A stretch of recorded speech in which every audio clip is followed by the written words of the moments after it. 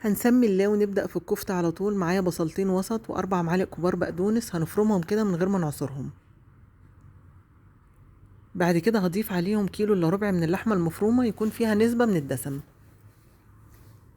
كفتة بيبقى فيها نسبة من الدسم بتطلع طرية وطعمها حلو. وحطيت عليها التوابل ملح وفلفل وبهارات. شايفين ما شاء الله عجينة الكفتة ناعمة وطرية ازاي. خدت الكفتة كده وكورتها كده بحجم وسط.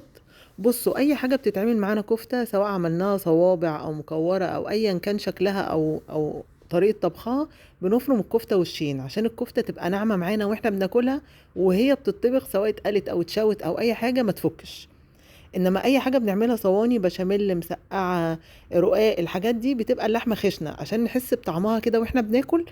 وبيبقى كده طعمها احلى، يعني لحمة الكفتة بس هي اللي بتبقى ناعمة وشين، انما اللحمة اللي هي اللي بنعملها صواني بتبقى خشنة. المعلومة دي مهمة قوي وهتفرق قوي معاكم.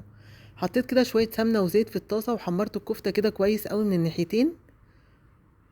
وفي نفس الطاسة مكان طعم الكفتة كده والروائح الحلوة دي، هحط شوية سمنة وبصلتين، بصلاية واحدة وفصين توم.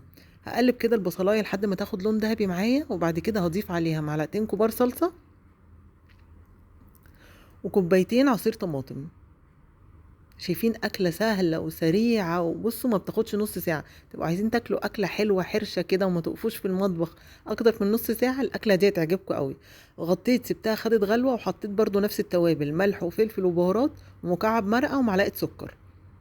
بصوا حتى توابلها بسيطة. وحطيتها كده على النار تاخد غلوتين.